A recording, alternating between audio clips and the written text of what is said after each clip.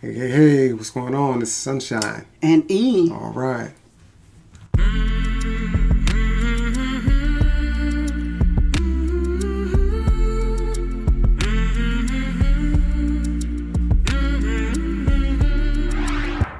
What's up, everybody? We're back for some more reaction videos. Okay. Yep. Part 4. This is their story 4, our part 2. They're counting down, we're counting up. But, so just so we all keep up with how we're doing it. So these are 5 true history stories you're not supposed to know. We're not supposed to know. So we're gonna check that out. You're gonna know now. We checked out the first one, and that had something to do with a mountain and hiding some plutonium and some stuff like that. But you go back and check that out. So this is the next story. And I see right now it says something about Vietnam War, which is back in the late 60s, I guess, early 70s. And so we're gonna get into that. Before we do me a favor, please. What happened? Nothing. Oh, I see that. Okay. Y'all do it for so we doing comedy. This is comedy. Okay. So y'all make sure you like, subscribe, hit the notification bell. Also share, comment below. So come on, let's go. The Vietnam War became known as the Television War, as many of the atrocities going on in the southeastern country were broadcast back home to American viewers. But many of the battles never made it to the airwaves, and some were brushed aside to try to keep anybody from looking into it too much. Friendly fire was a real problem. Soldiers on the ground would receive air support, but as equipment being launched had no guidance beyond physics, misses in the close combat areas could cause devastation on those that the air teams were supposed to help. This happened in terrible fashion on Hill 875 on November 19, 1967. It was a battle that would later become known as the Battle of Dak Tu. An American brigade was pinned down by enemy fire from tunnels nearby. Napalm fires tore through the landscape. The soldiers had made a makeshift command post beneath a lone tree on their perimeter. Here, the officers and radio men had gathered, along with the wounded and medics. Above them flew a number of friendly planes. They were supposed to be targeting the North Vietnamese, but in the chaos of the fighting, one of the weapons hit the tree where the command post had been set up. The results were devastating. The soldiers on the ground tried to make contact with those in the air, asking for them to stop. 20 people lost their lives. The remains of 3 would never be recovered. For decades after the friendly fire incident, many believed it was the actions of a South Vietnamese soldier who had accidentally hit his allies. In reality, the official report of the incident discovered that it was a US soldier.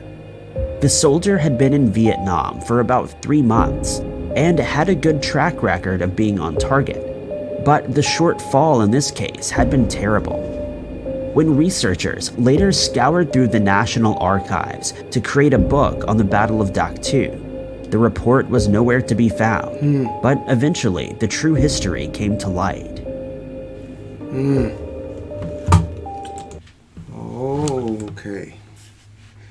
Okay. Now, there's some questions I want to ask you about, especially when the war in Vietnam, not necessarily this, just not in particular this war, but war in general.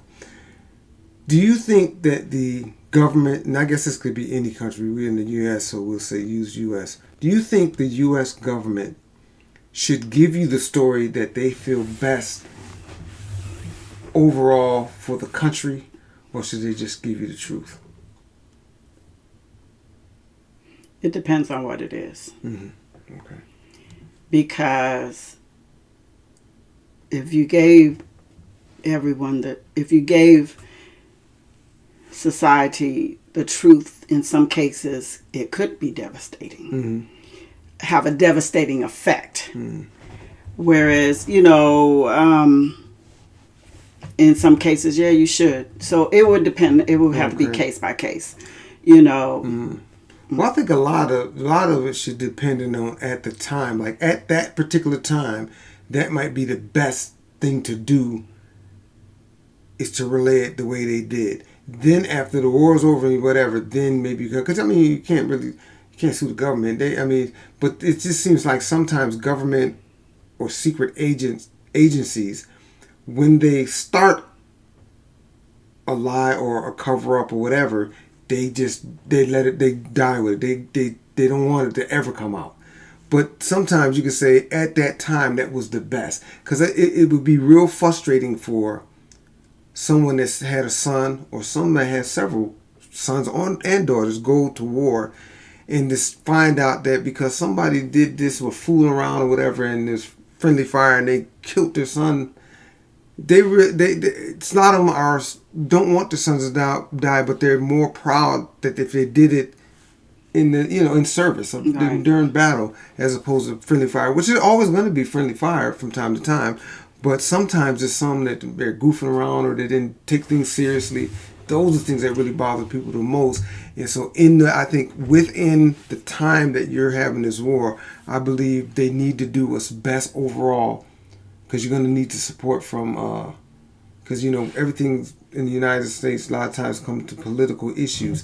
And so if it's politicized, then things may be more devastating on the ground, actually ground zero or whatever, because of it being politicized, So I think at the time they should do what's best, but there should be a time where like, okay, now we can reveal what is true. You take the government out of it, out of it, and nowadays in society has a tendency to do, if you do reveal the truth and just say something like this, people will say, oh, that you didn't have the proper people in place, or your equipment malfunction, which caused my child's life. Then they would want to sue. That's what I'm saying. You take the government out of it. Exactly right. Because people want to feel.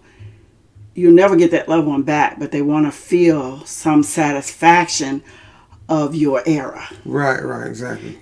So I mean, it's just and like I said, it's always going to be. And I think the people understand that. The people that's risking their life, they understand that sometimes there's going to be something happen. The enemy is not going to kill me. There's going to be something happen. But I think it's just how it happens is the biggest thing. Where it could have been prevented, it's obviously could have been prevented.